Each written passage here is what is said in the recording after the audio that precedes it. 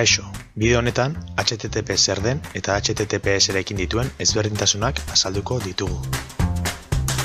HTTP eta HTTPS saretik datua garraiatzeko eta bidaltzeko jarraitzen diren arau multzoak dira.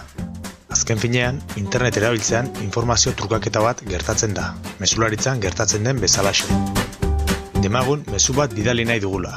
Nola jakin dezakegu mezu hau ez duela inork lapurtuko ibilbidean? HTTP erabiltzen badugu, mezu honi lapur batek ez usar dakioke, eta guk ez dugu horrelakorik gertatzerik nahi.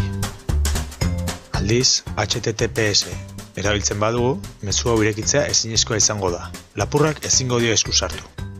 Oso ondo gastuta joango da, eta soilik helburuko pertsonak irakurri ahalko du mezu hau. Navegatzaileetan oso erraz ikus dezakegu modu segurua navegatzen ari garen edo ez.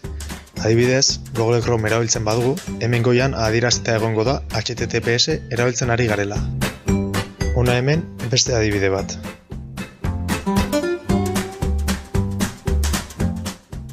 Mozilla Firefox navegatzailean ere antzeko zerbait agertzen da, HTTPS erabiltzen ari garela adierazteko. Hau da, navegatzailean ari garen lekuak arriskutsuak ez direla esateko. Ikus adibide hauek.